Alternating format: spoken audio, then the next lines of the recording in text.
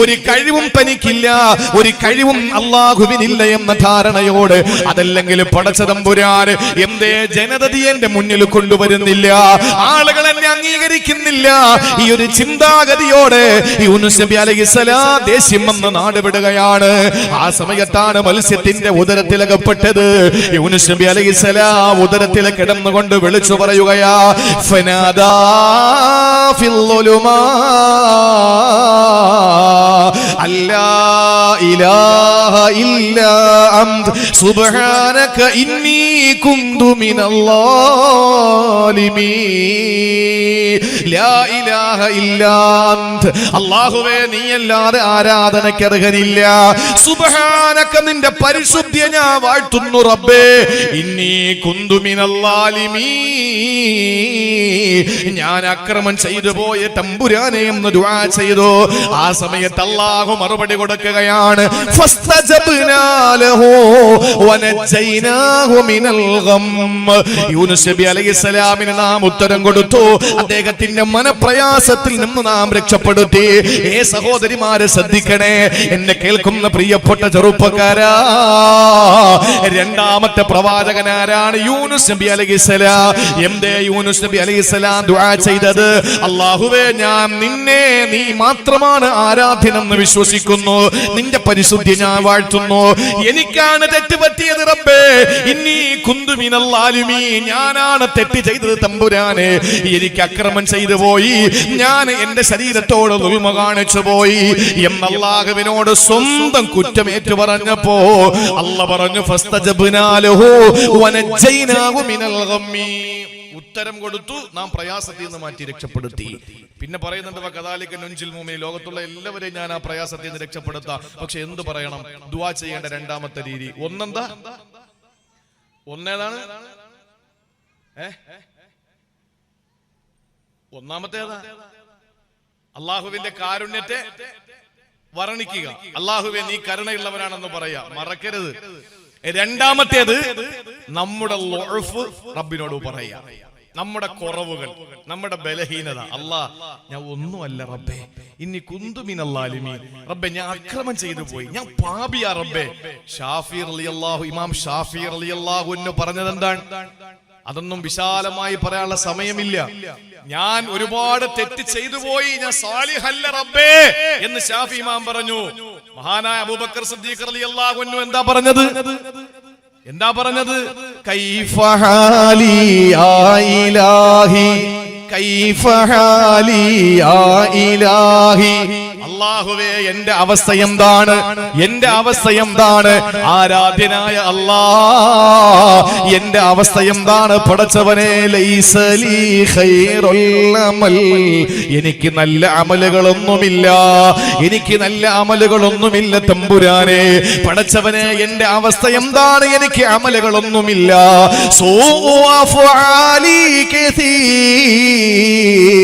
എന്റെ എല്ലാ തിന്മകളും മികച്ചു നിൽക്കുകയാ, എന്റെ തിന്മകളെല്ലാം മികച്ചു നിൽക്കുകയാണ്. മഹാനായ സയ്യിദുനാ അബൂബക്കർ സിദ്ദീഖ്, ലോകത്തുള്ള മുഴുവൻ മനുഷ്യന്റെയും ഈമാൻ എടുക്ക് പ്രിയപ്പെട്ടവരെ, അമ്പിയാക്കളെ കഴിഞ്ഞ ബാക്കി മുഴുവൻ ആളുകളുടെ ഈമാൻ എടുക്ക്.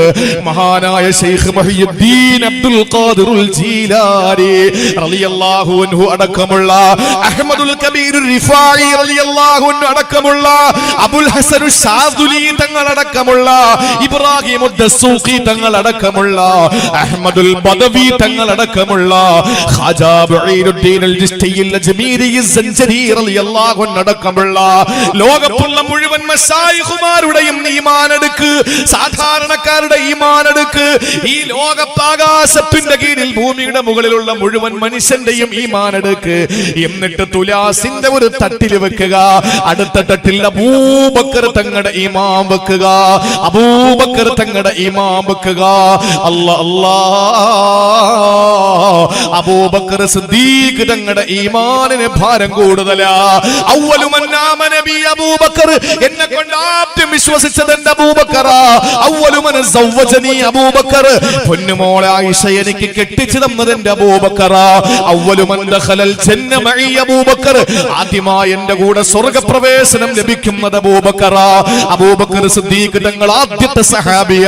ഖുർആനിൽ അല്ലാഹുവിന്റെ ഹബീബിന്റെ സാഹിബ് എന്ന് പറഞ്ഞ സഹാബിയ, അശ്റഫുൽ മുബശ്ശരീങ്ങളിൽ ഒന്നാമന, ഖുലഫാഉർ റാഷിദീങ്ങളിൽ ഒന്നാമന, സഹാബാക്കളിൽ ഒന്നാമന, സ്വർഗ്ഗപ്രവേശകരിൽ ഒന്നാമന, എല്ലാറ്റിലും ഒന്നാമനായ സിദ്ദീഖ് തങ്ങൾ പറയുകയാണ്, കൈഫ ഹാലി യാ ഇലാഹി, അല്ലാഹുവേ എന്റെ അവസ്ഥ എന്താ, എന്റെ അവസ്ഥ എന്താ, ലൈസ ലീ ഖൈറുൽ അമൽ, എനിക്ക് നല്ല അമലുകളൊന്നുമില്ല, സൂഅ ഫഅലി കസീർ, എനിക്ക് ധാരാളം തിന്മകളുണ്ട് തമ്പുരാനെ എന്ന് ദുആ ചെയ്ത് അല്ലാഹുവിന്റെ മുമ്പിൽ പൊട്ടിക്കരഞ്ഞത് സിദ്ദീഖ് തങ്ങളാണെങ്കിൽ, രണ്ടാമതായിട്ട് നമ്മൾ ചെയ്യേണ്ടത് നമ്മുടെ ളുഅഫ് റബ്ബിനോട് പറയലാ. യൂനുസ് നബി അങ്ങനാണ് പറഞ്ഞത്, ലാ ഇലാഹ ഇല്ലാ അൻത സുബ്ഹാനക ഇന്നി കുന്തു മിനൽ ളാലിമീൻ, ഞാൻ അക്രമം ചെയ്തു പോയി റബ്ബേ, ഞാൻ ളുൽമ് ചെയ്തു പോയി റബ്ബേ, അതുകൊണ്ട് എനിക്ക് പൊറുക്കണം നാഥാ എന്ന് പറഞ്ഞുകൊണ്ട് യൂനുസ് നബി അലൈഹിസ്സലാം ദുആ ചെയ്തു. അതുകൊണ്ട് തന്നെ അല്ലാഹ് പറഞ്ഞു, ഫസ്തജ്ബ്നാ ലഹു, അവർക്ക് നാം ഉത്തരം കൊടുത്തു, വനജൈനാഹു മിനൽ ഗം, മനപ്രയാസത്തിൽ നിന്ന് നാം രക്ഷപ്പെടുത്തി. അല്ലാഹു ഉത്തരം കൊടുത്തു. എന്താ ദുആരക്കുമ്പോൾ രണ്ടാമത് ചെയ്യേണ്ടത്? ഒന്ന്, അല്ലാഹുവിനെ പരമാവധി പുകഴ്ത്തുക. ഇന്നത്തെ രാത്രിയിലെ ദുആ പോലെ ചെയ്യാൻ വേണ്ടിയിട്ടാ പറയുന്നത്. അള്ളാഹു നിങ്ങൾക്ക് അതിനുള്ള ഭാഗ്യം തരട്ടെ, എനിക്ക് ഭാഗ്യം തരട്ടെ. നിങ്ങൾ അങ്ങനെ ദുആരക്കുമ്പോ അതിന്റെ ഒരു പ്രതിഫലം ഈ സാധുവിന് കിട്ടും, എന്റെ ഉസ്താദുമാർക്ക് കിട്ടും. അങ്ങനെ കിട്ടി അവസാനം അഷ്റഫുൽ വറ അഹ്മദ് മുജ്തബ റൂഹി ഫിദാ നബി മുഹമ്മദ് മുസ്തഫ സല്ലല്ലാഹു അലൈഹി വസല്ലം തങ്ങൾക്കും എത്തിച്ചേരും. അതുകൊണ്ട് നിങ്ങൾ കൃത്യമായി ചെയ്തു ദുആരക്കുമ്പോ ഇത്ര മതി. നിങ്ങൾ അൽഹംദുലില്ലാഹ് പറഞ്ഞ് സലാത്ത് അല്ലാഹുമ്മ സ്വല്ലി അലാ സയ്യിദിനാ മുഹമ്മദ് പറഞ്ഞിട്ട് നമ്മൾ അല്ലാഹുവിനെ പരമാവധി അങ്ങ് പുകഴ്ത്തുക, പരമാവധി പുകഴ്ത്തുക. നീ തന്നതാ റബ്ബേ ഈ വീട്, നീ തന്നതാ പടച്ചവനെ ഈ ശരീരം, നീ തന്നതാ അല്ലാഹ് ഈ സമ്പത്ത്, നീ തന്നതാ റബ്ബേ ഇതൊക്കെയും, ഈ നാവും ചോദിക്കാനുള്ള മനസ്സും എഴുന്നേറ്റ് റബ്ബേ നിന്റെ മുമ്പിൽ കരയാനുള്ള തൗഫീഖ് ഒക്കെ തന്ന നീയാ അല്ലാഹ് എന്ന് പറഞ്ഞ് അവനെ അങ്ങോട്ട് പുകഴ്ത്തിയിട്ട് രണ്ടാമത് പറയണം, ഞാൻ പാപിയാ റബ്ബേ, ഞാൻ എത്ര അക്രമം ചെയ്തവനാ അല്ലാഹ്, ഞാൻ നിനക്ക് എന്ത് ശുക്റാ ചെയ്യുന്നത് റബ്ബേ, നിന്റെ അടിമകൾ ഏറ്റവും നിന്യ ഞാനല്ലേ റബ്ബേ, നികൃഷ്ട ഞാനല്ലേ അല്ലാഹ് എന്ന് നമ്മൾ നമ്മുടെ ളുഅഫ് അങ്ങോട്ട് പറയാ. നമ്മുടെ ദുആകൾ സ്വീകരിക്കാതെ പോയതിന്റെ പ്രധാനപ്പെട്ട കാര്യം ഇതാണ്. ഇത് രണ്ട് തെറ്റായിട്ടാണ് നമ്മൾ പറയുന്നത്. ഒന്ന്, അള്ളാഹുവിനെ പരമാവധി കുറ്റപ്പെടുത്തും നമ്മൾ. നീ എന്താ റബ്ബേ അങ്ങനെ ചെയ്തത്, നീ എന്തിനാ അള്ളാഹ് അങ്ങനെ ചെയ്യാൻ പോയത് എന്നൊക്കെ റബ്ബിനെ അങ്ങോട്ട് കുറ്റപ്പെടുത്തിയിട്ട് നമ്മളെ അടുത്തെത്തുമ്പോൾ നമ്മൾ പറയുന്നത് എന്താ, അള്ളാഹ് ഞാൻ നിനക്ക് വേണ്ടി പള്ളിയിൽ പൈസ കൊടുത്തില്ലേ, ഞാൻ നിനക്ക് വേണ്ടിയിട്ട് പടച്ചവനെ ഞാൻ അത് ചെയ്യുന്നില്ലേ, ഞാൻ സുബ്ഹി നിസ്കരിക്കുന്നില്ലേ, ഞാൻ നോമ്പ് പിടിക്കുന്നില്ല, ഞാൻ ഹജ്ജിന് പോയില്ല, ഞാൻ ഉംറ ചെയ്തില്ല. അപ്പൊ നമ്മൾ വലിയവനുമായി അവൻ താഴത്തവനുമായി. അങ്ങനെ നമ്മുടെ ദുആ സ്വീകരിക്കാത്തത്. ഇത് നേരെ കൊണ്ട് തിരിയണം.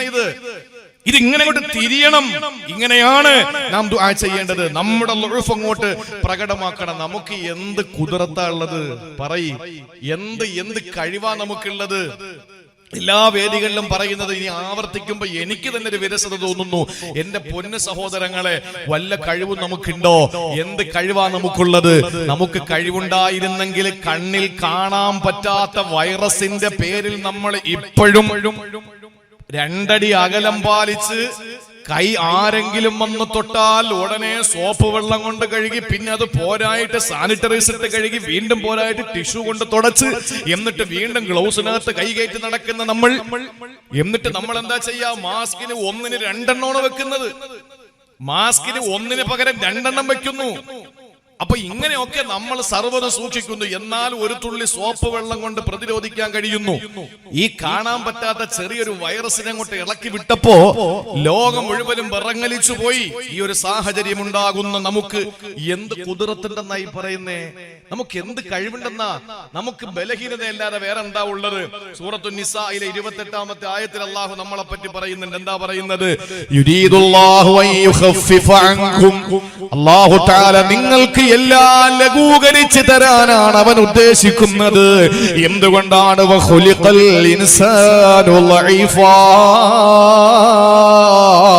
മനുഷ്യനെ ബലഹീനനായിട്ടാ പടച്ചിട്ടുള്ളത്. ഒന്നിനും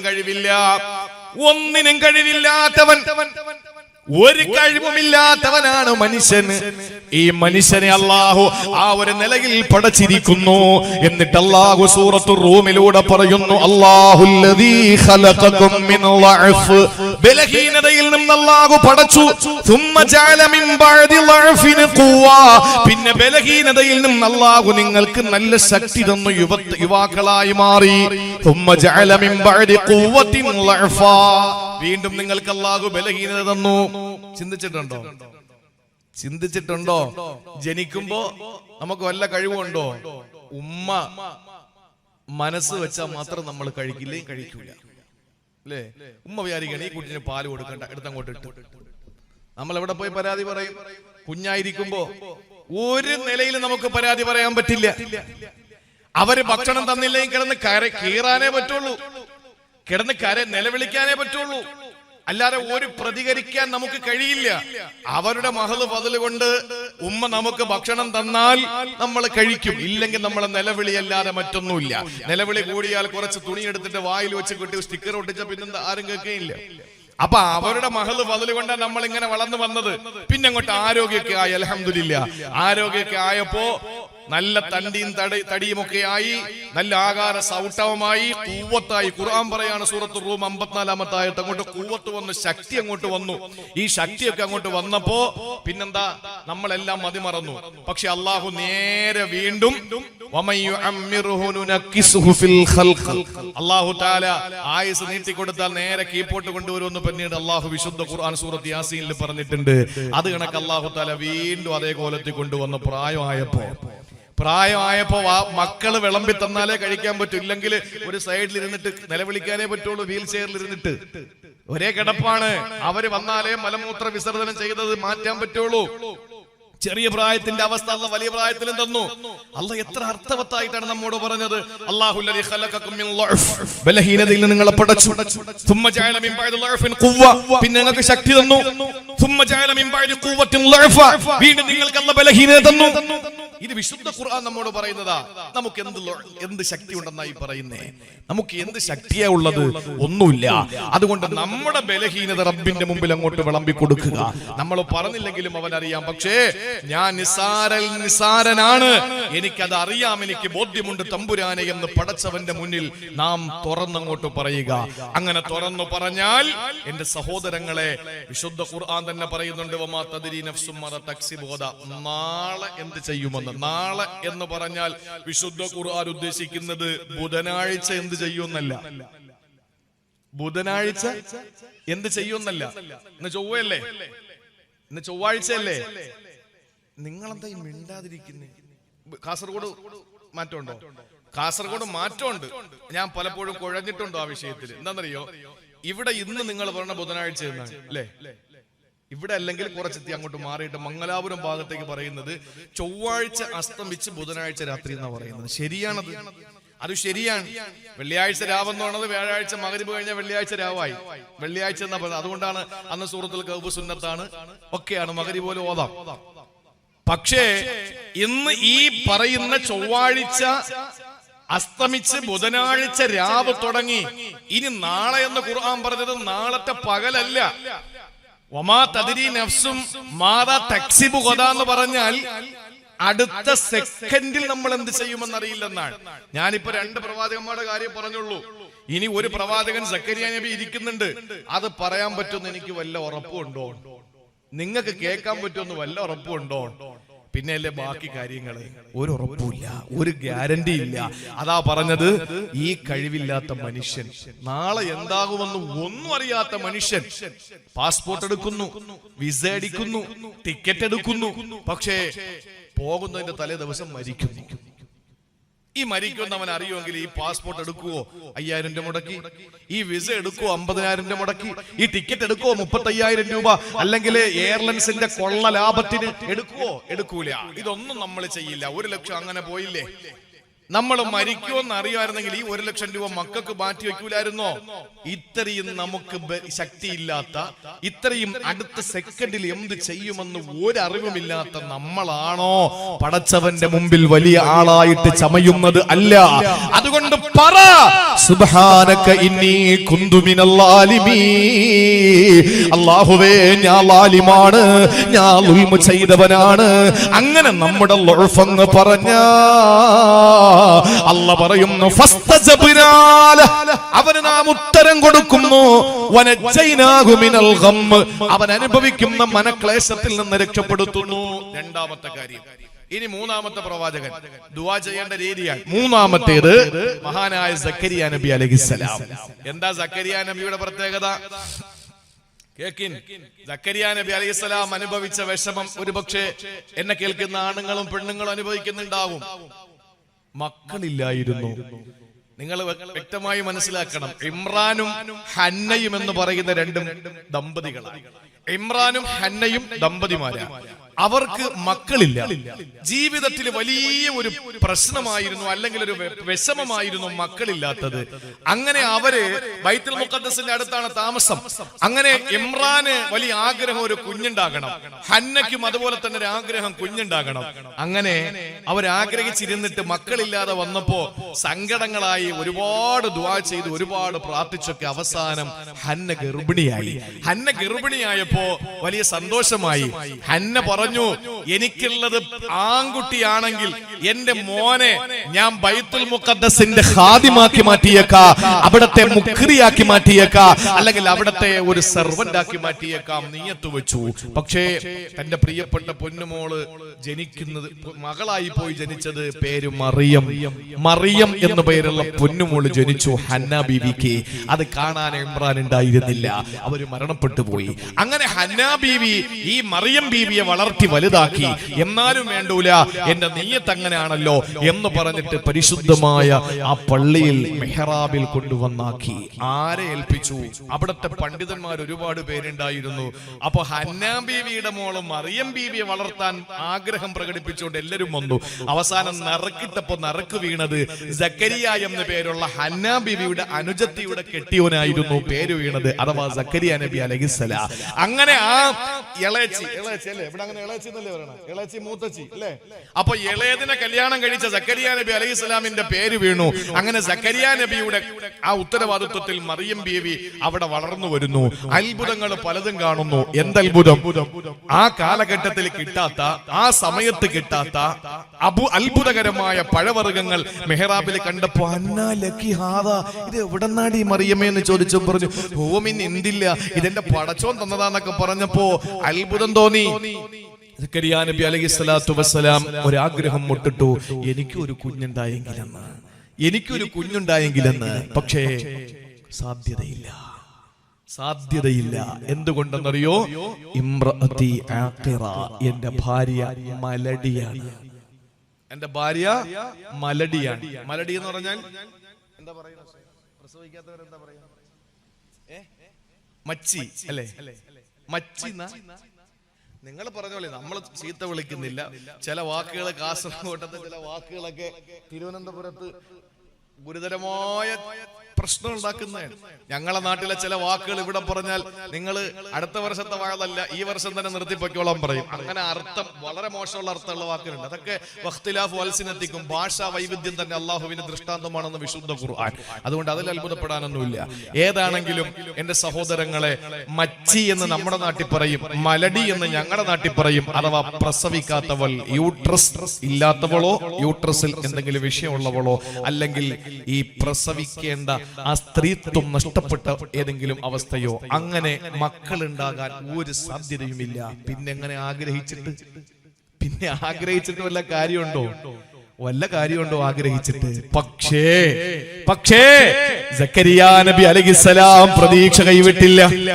സക്കരിയ നബി പ്രതീക്ഷ കൈവിട്ടില്ല. അല്ലാഹു പൊന്നുമക്കളെ തരാത്ത ആരെങ്കിലും എന്നെ കേൾക്കുന്നെങ്കിൽ, കുസുമങ്ങളില്ലാത്ത എന്റെ പ്രിയപ്പെട്ടവരെ, ശലഭങ്ങളാകുന്ന മക്കളില്ലാത്ത ആരെങ്കിലും എന്നെ കേൾക്കുന്നെങ്കിൽ അള്ളാന്റെ മുന്നിൽ നീട്ടിക്കോ, പടച്ചവന് തരും, ഒരു സംശയവുമില്ല. എന്ത് തടസ്സമുണ്ടെങ്കിലും അള്ളാഹു ആ തടസ്സം മാറ്റി മക്കളെ തരും. അതിന്റെ ഏറ്റവും വലിയ തെളിവാണ് സക്കരിയ നബി അലൈഹിസ്സലാം. സക്കരിയ നബി ദുആ ചെയ്തു. എന്താ ദുആ ചെയ്തത്? സക്കരിയ നബിയെ, സക്കരിയ നബിയെ പറ്റി ഓർക്കുക. ഇതിനാദാ റബ്ബഹു റബ്ബി ലാ തദർനി ഫർദാ വഅന്ത ഖൈറുൽ വാരിസീ. ഈ ദുആ എഴുതി വെച്ചോ മക്കളില്ലാത്തവര്. റബ്ബി ലാ തദർനി ഫർദാ വഅന്ത ഖൈറുൽ വാരിസീ. എന്താണ് അതിന്റെ അർത്ഥമെന്നറിയോ? അല്ലാഹുവേ റബ്ബിലാ തദർനി ഫർദാ, എന്നെ ഒറ്റക്കാക്കി കളയല്ല റബ്ബേ. വഅന്ത ഖൈറുൽ വാരിസീൻ, അനന്തരാവകാശികളെ കൊടുക്കുന്നവരിൽ മെച്ചപ്പെട്ടവനാണ്, നിനക്കതിന് കഴിയുമല്ലാ, എനിക്ക് സന്താനങ്ങളെ തരണേ റബ്ബേ എന്ന് മഹാനായ സക്കരിയ നബി അലൈഹിസ്സലാം ദുആ ചെയ്തപ്പോ എന്നെ കേൾക്കുന്ന സഹോദര സഹോദരിമാരെ, ഇത് ലൈവിലൂടെ വിദേശ രാജ്യത്തും സ്വദേശത്തും ഇരുന്ന് കാണുന്നവരെ, നിങ്ങളിൽ നിങ്ങളുടെ കൂടപ്പിറപ്പുകളിൽ നിങ്ങളുടെ വേണ്ടപ്പെട്ടവരിൽ മക്കളില്ലാത്തവരുണ്ടെങ്കിൽ സഹോദരാ എഴുതി വെച്ചോ, അല്ലാഹുവിന്റെ മറുപടി വരികയാ. ഫസ്തജബ്നാ ലഹു, മഹാനായ സക്കരിയ നബിക്ക് നാം ഉത്തരം കൊടുത്തു. വവഹബ്നാ ലഹു യഹ്യാ, മഹാനായ യഹ്യാ നബി എന്ന മകനെ നാം സക്കരിയ നബിക്ക് കൊടുത്തു. സക്കരിയ നബിക്ക് കിട്ടിയ മകന്റെ പേര് യഹ്യാ. രണ്ടുപേരും പ്രവാചകന്മാരാ. അല്ലാഹു തആല സക്കരിയ നബിക്ക് കൊടുത്ത പൊന്നുമോൻ യഹ്യാ തന്റെ ഭാര്യയുടെ ഗർഭാശയത്തിൽ വളർന്നില്ലേ? ഏത് ഗർഭാശയമാണ്? എന്റെ ഭാര്യ മച്ചിയാണ്, മലടിയാണ് എന്ന് പറഞ്ഞ ആ ഭാര്യയുടെ ഗർഭാശയത്തിൽ യഹ്യാ നബിക്ക് ജന്മം കൊടുത്ത അല്ലാഹ്. എന്തുകൊണ്ടാണ് സക്കരിയ നബി അലൈഹിസ്സലാമിന്റെ ദുആ വിശുദ്ധമായ സൂറത്തു മറിയമിൽ അത് പറയുന്നുണ്ട്. സക്കരിയ നബി വളരെ രഹസ്യമായി ദുആ ചെയ്തു എന്ന കാരണം, പ്രായം ഇത്രയായിട്ട് ഇനിയും മക്കൾക്ക് വേണ്ടി ദുആ രക്കുന്നത് ആരെങ്കിലും കേട്ടാ നാണക്കേടല്ലേ? മാത്രമല്ല, ഭാര്യ മലടിയായിരിക്കവേ മച്ചിയായിരിക്കവേ ദുആ ചെയ്താൽ നാണക്കേടല്ലേ? അല്ലെങ്കിൽ തന്നെ എങ്ങനെ ആയിരം ഒന്ന് ദുആ രക്കുക? അതുകൊണ്ട് വളരെ രഹസ്യമായി അള്ളാഹുവിനോട് ദുആ ചെയ്തു. സഹോദരങ്ങളെ, അള്ളാഹു ഉത്തരം നൽകി. പടച്ചവൻ നമ്മുടെ ഹൃദയത്തിന്റെ വേദന അറിയുന്നവനല്ലേ? കല്ലിടുക്കിലെ പുൽക്കൊടിക്ക് പോലും കുടിനീര് കൊടുക്കുന്നവനല്ലേ? കാരിരുമ്പ് പോലത്തെ ഹൃദയത്തിന്റെ ഉള്ളറകളിൽ പോലും കണ്ണുനീർ പ്രവാഹങ്ങളെ പുറപ്പെടുവിക്കുന്നവനല്ലേ? അതുപോലെ നിശയുടെ നിശബ്ദതയിൽ, ഇരുളിന്റെ ചുരുളിൽ, കോൺക്രീറ്റ് സൗധത്തിന്റെ ഉള്ളിൽ കിടക്കുന്ന കറുത്ത മനുഷ്യന്റെ ഹൃദയത്തിന്റെ ഉള്ളറകളിൽ ഉണ്ടാകുന്ന ചിന്തകളെ പറ്റി അറിയുന്നത് റബ്ബല്ലേ? ഈ പടച്ചതമ്പുരാ കരിമ്പാറക്കെട്ടിന്റെ അകത്തളത്തിലൂടെ ചെറിയ ചെറിയ കാലുകൾ വെച്ച് നടന്നു നീങ്ങുന്ന കൊച്ചു ഉറുമ്പുകളെ എല്ലാ ചലനങ്ങളും അറിയുന്ന അല്ലാ, നമ്മുടെ ഹൃദയത്തിന്റെ തുടിപ്പറിയുന്ന അല്ലാ, നമ്മുടെ കടക്കണ്ണുകൊണ്ടുള്ള നോട്ടം കാണുന്ന അല്ലാഹ്, യഅലമു ഖായിനത്തൽ അയുനി, കടക്കണ്ണ് കൊണ്ടുള്ള നോട്ടം അറിയുന്ന അല്ലാഹ്, വമാ തുഖ്ഫി സുദൂർ, വാരിയല്ലിന്റെ ഉള്ളറകളിൽ ഇരിക്കുന്ന നെഞ്ചകത്തുള്ള ചലനങ്ങൾ അറിയുന്ന, ചിന്തകൾ അറിയുന്ന പടച്ചതമ്പുരാനല്ലേ? അവൻ നമ്മുടെ സൃഷ്ടാവല്ലേ? അതുകൊണ്ട് അവൻ നമുക്ക് ഉത്തരം തരും. പക്ഷേ എന്ത് വേണമെന്നറിയോ? സക്കരിയ നബിയിലൂടെ ദുആയുടെ മര്യാദ നമ്മളെ പഠിപ്പിക്കുന്നത് എന്താണ്?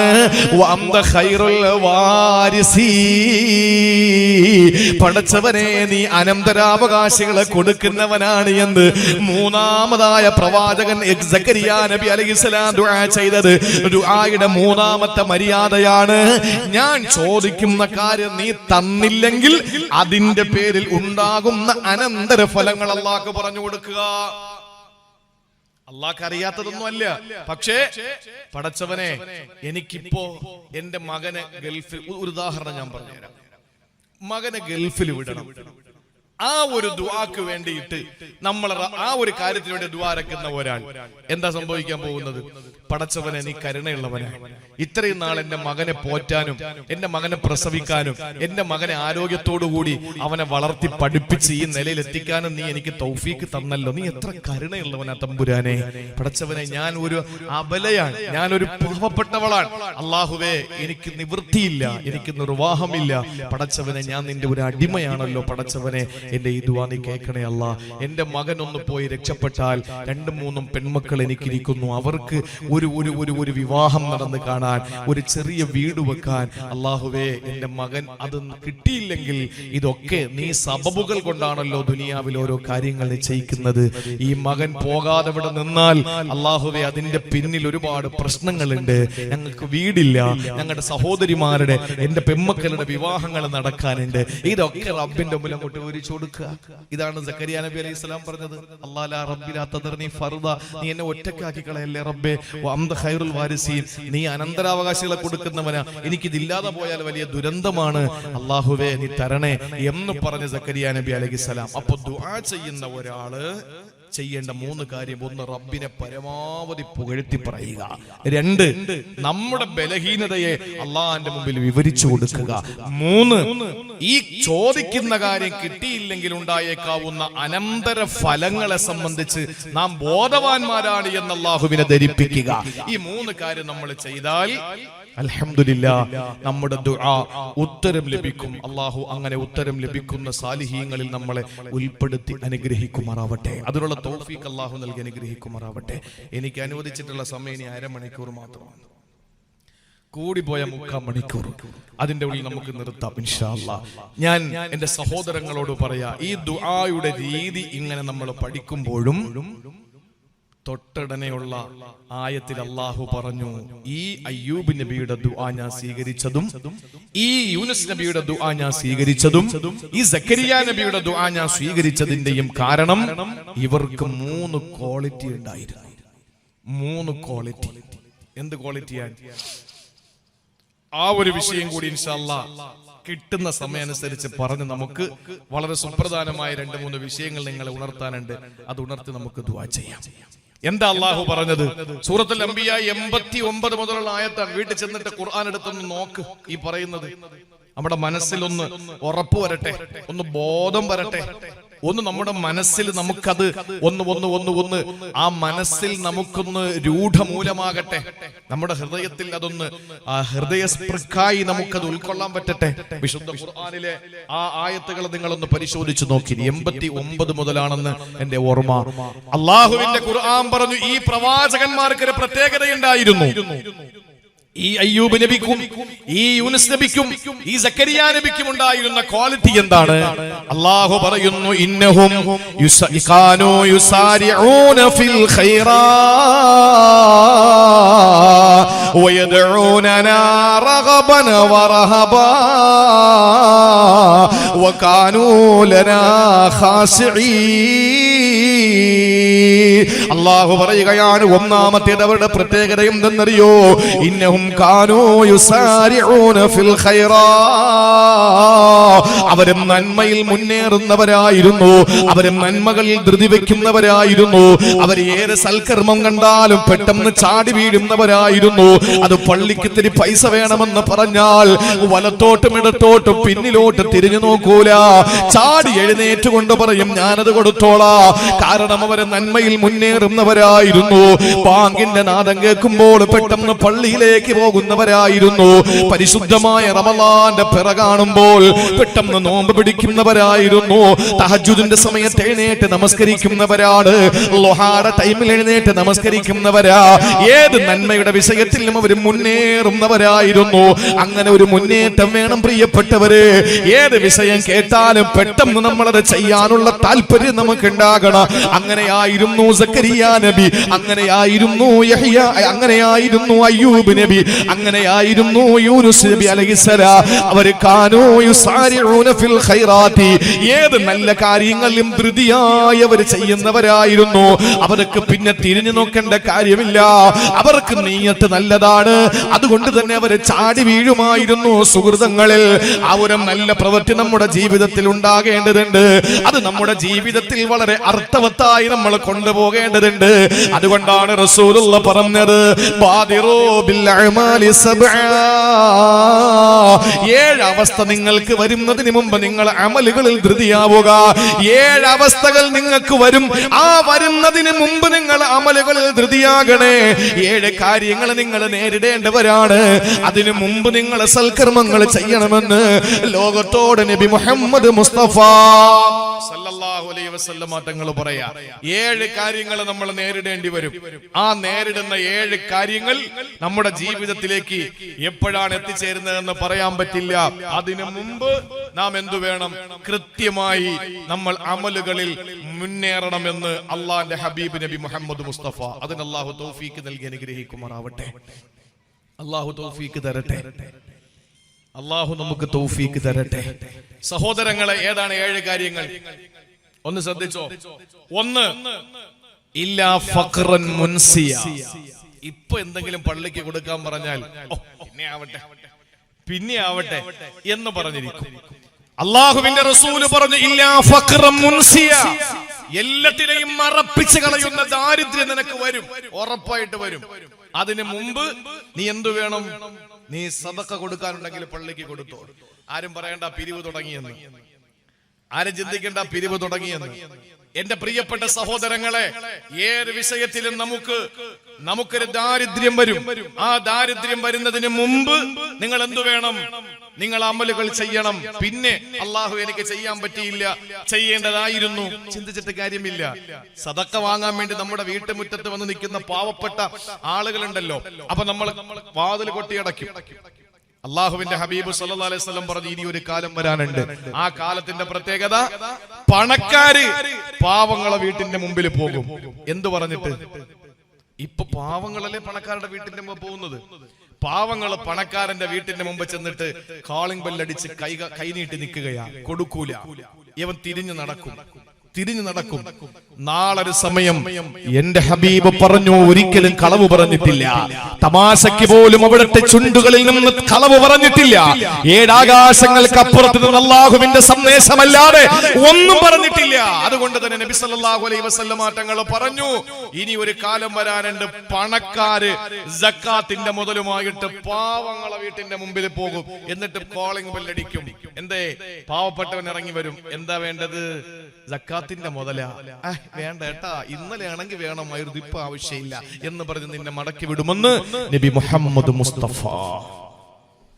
വരും സഹോദരങ്ങളെ. അന്ന് പിന്നെ ആർക്ക് കൊടുക്കും ഈ പൈസ? അന്ന് ആർക്ക് കൊടുക്കും ഇത്? അതുകൊണ്ട് ഇപ്പൊ ആവശ്യക്കാർക്ക് കൊടുക്ക്. അള്ളാഹു നമുക്ക് അതിനെപ്പറ്റി സൂറത്തുൽ ബഖറയിൽ പറഞ്ഞ ഉദാഹരണം, ഒരു നെൽമണി, ഒരു ചെറിയ നെല്ല്, അത് കൊണ്ടുവന്ന് നാം കുഴിച്ചു വെക്കും പോലെയാണ്. 1000 രൂപ ഒരു സാധുവിന്, ഒരു പള്ളിക്ക്, ഒരു പെണ്ണിനെ കെട്ടിക്കാൻ അല്ലെങ്കിൽ മറ്റേതെങ്കിലും മാർഗത്തിൽ കൊടുക്കുന്നത് ഒരു നെൽമണി കുഴിച്ചു വെക്കും പോലെയാണ്. ആ നെൽമണി ഒന്നാണ് കുഴിച്ചു വെച്ചത്. പക്ഷെ അതിങ്ങനെ മുളച്ചു വന്നപ്പോൾ 7 കതിരുകൾ വന്നു.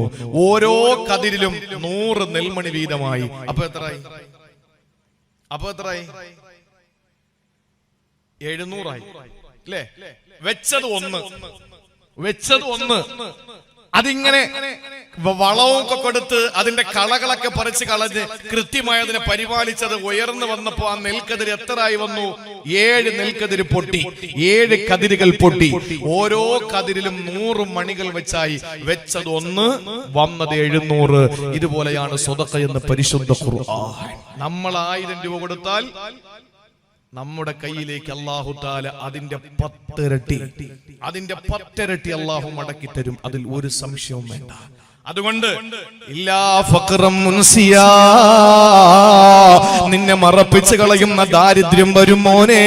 അതിനു മുമ്പ് നീ ബാദിറൂ ബിൽ അഅമാൽ, ഈ അമലുകളിൽ ധൃതിയാകണേ. രണ്ടാമത് റസൂലുള്ള പറയുകയാണ്, ഗിനന മുത്ഗിയാ, അല്ലെങ്കിൽ വഴികേടിലായി പോകുന്ന സമ്പത്ത് നിനക്ക് വരും മോനെ. അഥവാ നീ കോടീശ്വരനായി മാറി, പക്ഷേ ഇന്ന് പള്ളിക്ക് കൊടുക്കാൻ താല്പര്യമില്ല, ബാറിന് കൊടുക്കാൻ താല്പര്യമാണ്, മതപ്രസംഗത്തിന് കൊടുക്കാൻ താല്പര്യമില്ല, അതുപോലെ ഗാനമേളയ്ക്ക് കൊടുക്കാൻ താല്പര്യമാണ്, പെണ്ണിനെ കെട്ടിക്കാൻ നിനക്ക് താല്പര്യമില്ല, പക്ഷെ പെണ്ണുങ്ങളോടൊപ്പം അഴിഞ്ഞാടാൻ നിനക്ക് മടിയില്ല. ഇന്ന് നിനക്ക് ഏതെങ്കിലും ഒരു പാവപ്പെട്ടവന് ഒരു നേരത്തെ ഭക്ഷണം കൊടുക്കാൻ നിനക്ക് മടിയാണ്, പക്ഷെ കള്ളു കുടിക്കാൻ നിനക്ക് അതുകൊണ്ട് മടിയില്ല. ഇങ്ങനെ സമ്പത്ത് നിനക്ക് വരുമ്പോൾ വഴികേടിലായി നീ മാറും മോനെ. അതിനു മുമ്പ് നീ കൊടുക്കുന്നെങ്കിൽ കൊടുത്തോ, ധൃതി വെച്ചോ. മൂന്നാമതാകട്ടെ റസൂലുള്ള പറയുകയാണ്, പറയുകയാണ് ഔ മറലൻ മുഫ്സിദാ, നിന്നെ ഫസാദിലാക്കുന്ന രോഗം വരും. ആ രോഗം വന്നാ പിന്നെ നിനക്ക് എഴുന്നേക്കാൻ പറ്റൂല. ആ രോഗം വന്നാ പിന്നെ നിനക്ക് ആർക്കും ഒന്നും കൊടുക്കാൻ പറ്റില്ല. അങ്ങനെ ഒരു രോഗം, ഫസാദാക്കുന്ന രോഗം വരുന്നതിന് മുമ്പ് നീ എന്തെങ്കിലുമൊക്കെ ചെയ്തോ. വീണ്ടും പറയുന്നു ഔ ഹറമൻ മുഫന്നിദാ, ഔ ഹറമൻ മുഫന്നിദാ, നിന്നെ വല്ലാത്ത നിലയിൽ നിന്നെ എല്ലാത്തിൽ നിന്ന് പിന്നിലോട്ട് കൊണ്ടുപോകുന്ന ദാരിദ്ര്യം, നിനക്ക് വാർദ്ധക്യം വരുന്നതിന് മുമ്പ്, വാർദ്ധക്യമാണ് നിനക്ക് ഇന്ന് വന്നത്, ഓർമ്മയൊന്നും നിനക്ക് നിൽക്കുന്നില്ല, എവിടെ എത്ര കൊടുക്കണമെന്ന് നിനക്കറിയില്ല. ഇപ്പം നിന്റെ മെമ്മറി നല്ല ശക്തിയുണ്ട്, ആ സമയത്ത് നീ അത് കൊടുക്കേണ്ടത് നല്ല നിലയിൽ കൊടുത്തോ. ആറാമതായിട്ട് റസൂലുള്ള പറയുകയാണ് ഔ മൗതൻ മുജ്ഹിസാ, പെട്ടെന്ന് വരുന്ന മരണങ്ങളാണ്, പൊടുന്നനെ വരുന്ന മരണങ്ങളാണ്. സഹോദരങ്ങളെ, ഞാൻ ഇങ്ങോട്ട് വരുന്നതിന്റെ തലേ ദിവസം ഒരു മയ്യത്ത് നമസ്കാരത്തിൽ പങ്കെടുത്തിട്ടാ വന്നത്. എന്നോടൊപ്പം ജാമിഅ മന്നാനിയ യൂണിവേഴ്സിറ്റിയിലെ പരിശുദ്ധമായ ആ കോളേജിലെ മുത്തവ്വലിന് വേണ്ടിയിട്ട് എന്നോടൊപ്പം പഠനം നടത്തിയിരുന്ന, എന്റെ ഒരു വർഷ സീനിയറായി പഠിച്ചിരുന്ന, സൽസ്വഭാവിയായ, മുഖ്ലിസായ, ആശിഖായ നിരവധി ആളുകളെ കൊണ്ട് സലാത്ത് ചെല്ലിപ്പിച്ച ഒരു പാവപ്പെട്ട, അന്നും ഞങ്ങൾക്ക് വളരെ ആദരവോടെ നോക്കിക്കണ്ടിരുന്ന, ഞങ്ങളും തൊപ്പി വെച്ച് നടക്കുമ്പോൾ പഠിക്കുന്ന ക്ലാസ്സിലും അതുപോലെ കിടക്കുന്ന റൂമിലും അതുപോലെ പള്ളിയിലുമൊക്കെ തലപ്പാവ് ധരിച്ചിരുന്ന ഒരു പാവപ്പെട്ട പണ്ഡിതന്, ആ പണ്ഡിതൻ മുഹമ്മദ് മന്നാനി എന്ന് പേരുള്ള സഹോദരൻ, അദ്ദേഹം മരണപ്പെട്ടു പോയി. എന്നെക്കാൾ 1-2 വയസ്സ് മൂപ്പും കാണും, അല്ലാതെ വേറെ കാണില്ല. 38-39 വയസ്സ് കൂടിപ്പോയാലുണ്ടാകും. 5 മക്കളാണ് ആ പ്രിയപ്പെട്ട സഹോദരനുള്ളത്. 10 വയസ്സ്, 8 വയസ്സ്, 6 വയസ്സ്, 4 വയസ്സ്, 2 വയസ്സുള്ള 5 മക്കളാ. ആ പ്രിയപ്പെട്ട സഹോദരന് കഠിനമായ ക്യാൻസറിന് അടിമയായി പോയി. ശരീരത്തിന്റെ ഭാഗങ്ങൾ, ആന്തരിക അവയവങ്ങളൊക്കെ ക്യാൻസർ കാർന്ന് തിന്നാൻ തുടങ്ങി. അദ്ദേഹത്തിന് മാരകമായ കുടലിൽ ക്യാൻസർ വന്നിട്ട് അതിലെ കരളിലേക്ക് സ്പ്രെഡായി. എന്നിട്ട് ആ സഹോദരന്റെ ശരീരത്തിന്റെ എല്ലാ ഭാഗങ്ങളും ശോഷിച്ചു തുടങ്ങി. അങ്ങനെ 2 വർഷത്തോളം ആ രോഗവും പേറിക്കഴിഞ്ഞു. അപ്പോഴും സ്വലാത്തുകൾ ചൊല്ലിക്കൊണ്ടിരുന്ന സഹോദരനാ. അപ്പോഴും അവസാന സമയത്തും അദ്ദേഹത്തിന് ഒന്നും കഴിക്കാൻ പറ്റുന്നില്ല.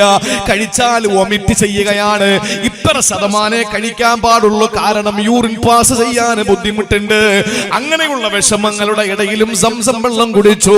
അങ്ങനെ പരിശുദ്ധമായ അസ്മാ ബദറോദിയിട്ട് ആളുകളെ കൊണ്ട് തലയിൽ ഉരുപ്പിച്ചു. അങ്ങനെ പരിശുദ്ധമായ സ്വലാത്തിന്റെ അകമ്പടിയിൽ ഇരുന്നു കൊണ്ട് അദ്ദേഹം കഴിഞ്ഞ വെള്ളിയാഴ്ച 3 മണിക്ക് മരണപ്പെട്ടു പോയി. പരിശുദ്ധമായ പള്ളിയിൽ മഗ്രിബ് നിസ്കാരത്തിന് തൊട്ടു മുമ്പ് മറമാടി. 3 മണിക്കൂർ മാത്രമാണ് മൗത്തായതിനു ശേഷം ഈ ഭൂമിയിൽ ഉണ്ടായത്. പിന്നെ മണ്ണിനടിയിലേക്ക് പോയി. ചിന്തിക്കണേ, ഞങ്ങൾ ഒരുമിച്ച് പഠിച്ചപ്പോൾ, മരണത്തെ പറ്റിയുള്ള ഹദീസുകൾ പരസ്പരം പങ്കുവച്ച് പഠിച്ചപ്പോൾ, മരിക്കേണ്ടി വരുമെന്നുള്ള ഹദീസുകളെ പറ്റിയിട്ട് ഞങ്ങൾ പഠിക്കുമ്പോൾ, അന്ന് ഞങ്ങൾ ോടൊപ്പം ചൊല്ലി പഠിച്ച ഞങ്ങളുടെ കൂട്ടുകാരെ ചിന്തിച്ചില്ലല്ലോ പെട്ടെന്ന് ഇങ്ങനെ അങ്ങ് മരിച്ചു പോകുമെന്ന്. ഇതല്ലേ സഹോദരങ്ങളെ, നാളെ എന്റെ മക്കൾ എന്നെ കാത്തിരിക്കുന്നുണ്ട്, എനിക്ക് എന്റെ വീട്ടിലേക്ക് ചെല്ലാൻ ോ സഹോദര, നിങ്ങൾക്ക് ഈ പരിപാടി കഴിഞ്ഞിട്ട് വീട്ടിലേക്ക് പോകാൻ പറ്റുമെന്ന് ഉറപ്പുണ്ടോ? പ്രിയപ്പെട്ടവരെ, ഇല്ല. ഇതാണ് പറയുന്നത് മൗതൻ മുജ്ഹിസാ, പെടുന്നനവയുള്ള മരണങ്ങൾ വന്നുപോയാൽ, ആകസ്മികമായിട്ടുള്ള മരണങ്ങൾ വന്നുപോയാൽ സഹോദരങ്ങളെ ഒന്നും ചെയ്യാൻ നമുക്ക് കഴിയില്ല. അതുകൊണ്ട് ആരോഗ്യമുള്ളപ്പോ ചെയ്യണേ, കഴിവുള്ള സമയത്ത് ചെയ്യണേ, ബോധമുള്ള സമയത്ത് ചെയ്യണേ. ഈ സമയത്ത് നമുക്ക് ധൃതി വെക്കാൻ കഴിയുന്നതാണ്. അവസാന 7-മതായി റസൂലുള്ള പറയുന്നു, ദജ്ജാൽ വരുന്നതിന് മുമ്പ് കൊടുത്തോ. എപ്പോഴാണ് മസീഹുദ് ദജ്ജാൽ വരുന്നതെന്ന് പറയാൻ കഴിയില്ല. അതിനു മുമ്പ് നിങ്ങൾ കൊടുക്കണമെന്ന് ആദരവായ പ്രവാചകൻ നബി മുഹമ്മദ് മുസ്തഫ സല്ലല്ലാഹു അലൈഹി വസല്ലമ തങ്ങൾ പഠിപ്പിക്കുകയാ. എന്റെ പ്രിയപ്പെട്ട സഹോദരങ്ങളെ, എന്നെ കേൾക്കുന്ന എന്റെ സഹോദരിമാരെ, അതുകൊണ്ട് നമ്മൾ എന്തു വേണം? മഹാന്മാരായ അയ്യൂബ് നബിയും സക്കരിയ നബിയും യൂനുസ് നബിയും ഉണ്ടായിരുന്ന ഇന്നഹും കാനൂ യുസാരിഊന ഫിൽ ഖൈറായ വിഷയങ്ങളിൽ അവർ ധൃതി വെച്ചവരാണ്. അതുകൊണ്ട് നമുക്കും ധൃതി വെക്കാം. രണ്ടാമത് അവരുടെ ക്വാളിറ്റി ഖുർആൻ പറഞ്ഞത് വയദഊനനാ റഗബന വറഹബാ വയദഊ റഗബൻ വറഹബാ. അവരാരായിരുന്നെന്നറിയോ? റഹബത്തോടെ ദുആ ചെയ്യുന്നവരായിരുന്നു. എന്താണ് റഹബത്ത് എന്നറിയോ? മാ ഇൻദല്ലാഹി മിനൻ നഈം. പടച്ചവന്റെ അടുക്കൽ എല്ലാം ഉണ്ട്, എനിക്കത് കിട്ടുമെന്ന നല്ല ഉദ്ദേശത്തോടെ ദ്വാരക്കണേ. ഒരു കാര്യം നമ്മൾ ഒരാളോട് ചോദിച്ചാൽ അത് കിട്ടാതിരിക്കണമെങ്കിൽ രണ്ട് കാരണങ്ങളാണ്. ഒന്ന്, അത് അയാളുടെ കയ്യിൽ ഇല്ലാതാകണം. എന്റെ റബ്ബിന്റെ കയ്യിൽ ഒന്നുമില്ലേ, ഈ ലോകത്തുള്ളതെല്ലാം അവന്റേതല്ലേ. വലില്ലാഹി ഖസാഇനുസ് സമാവാതി വൽ അർള്. പടച്ചവനല്ലേ ആകാശ ഭൂമി ലോകത്തിന്റെ മുഴുവൻ ഖജനാവുമുള്ളത്. അതുകൊണ്ട് റബ്ബിനല്ലേ ഇതെല്ലാം, ഇത് റബ്ബിനുള്ളതല്ലേ, ഞാൻ എന്റെ റബ്ബിനുള്ളതല്ലേ, നിങ്ങൾ നിങ്ങളുടെ റബ്ബിനുള്ളതല്ലേ. ഈ ലോകം ആകാശ ഭൂമികളും മാമലകളും സാഗരങ്ങളും ഒക്കെ അല്ലാഹുവിനുള്ളതല്ലേ. അതുകൊണ്ട് പടച്ചവന് ഇല്ലെന്ന് പറയാൻ പറ്റില്ല. പിന്നെ ഒരു സാധനം ഒരാളെ കൊടുക്കാതിരിക്കണമെങ്കിൽ അവന് ക്രൂരനാകണം, കൊടുക്കാത്തവനാകണം. നമ്മുടെ റബ്ബ് അങ്ങനല്ലല്ലോ. നമ്മുടെ പടച്ചവന് കൊടുക്കാൻ താല്പര്യമുള്ളവനല്ലേ. അവനെ പറ്റിയിട്ട് മോശം പറയുന്നവനുമല്ല കൊടുക്കുന്നില്ലേ. എവിടെയൊക്കെയാ പാവപ്പെട്ട മുസ്ലിം സഹോദരങ്ങളെ ക്രൂരമായി കൊന്നൊടുക്കുന്നത്.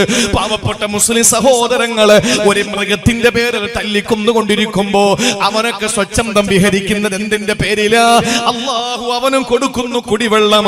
ഇന്നും ഒരു നേരത്തെ ഭക്ഷണം കഴിക്കാൻ വകയില്ലാതെ, ഒരു തുള്ളി വെള്ളം കുടിക്കാൻ ഗതിയില്ലാതെ, ഉടുതുടിക്ക് മറുതുടിയില്ലാതെ പെടാ പാടുപെടുന്ന ആയിരക്കണക്കിന് പതിനായിരക്കണക്കിന് ആളുകളെ ക്രൂരമായി അവരെ വേട്ടയാടിക്കൊണ്ടിരിക്കുമ്പോൾ അവർക്കും ആവശ്യമായ സർവ്വതും ചെയ്തു കൊടുക്കുന്ന അല്ലാഹ് ആ കാഫിരീങ്ങൾക്ക് പോലും അല്ല കൊടുക്കുന്നെങ്കിൽ സഹോദരങ്ങളെ നമുക്ക് നമ്മുടെ റബ്ബ് തരാതിരിക്കുവോ?